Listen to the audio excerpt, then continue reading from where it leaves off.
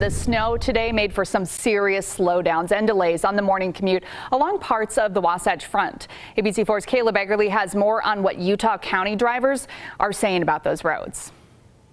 We've been seeing quite a bit of snow here in Utah County, and as you can see, it's leaving roads quite wet and slushy. Now, I spoke with drivers. Some said it did make for a rough commute this morning, but others said that they're just glad to see some snow sticking around with these recent storms. Utah County has been impacted pretty heavily. We've received a lot of snow, as you can see, and the roads have been pretty crazy. Luckily, we've had a lot of help from UDOT. Snow overnight, leaving its mark on today's early commute. Utah Highway Patrol says a truck that jackknifed on I-15 between Santaquin and Payson a little after 2 a.m. caused delays on the road, though luckily there were no injuries. It was a several-hour ordeal to kind of get fixed and back up on the road. It took 2 heavy wreckers. Sergeant Freckleton with UHP says the recent storms have caused slick conditions, creating issues on the roads. Last Tuesday we had a lot of crashes that happened in Utah County, and those were from the snowstorm on that date.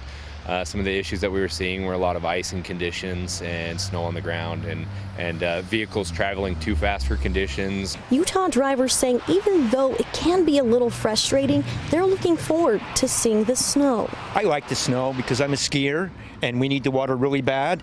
Yeah, I'm going to have to go home and break out the snowblower. Got about a foot in the driveway. I drove home from Vegas last night and it was so nice, and then wake up to all this snow. I'm like, oh, welcome to Utah, but I'm grateful for the moisture. UHP says even when roads may be looking more clear, it's a good idea to continue practicing safe driving. We ask people to slow down during these times and be prepared for the day. The Utah Department of Transportation says we could be seeing slush and snow on the roads through the night in several parts of the state, so make sure you're planning accordingly. In Payson, Kayla Baggerly, ABC4 News.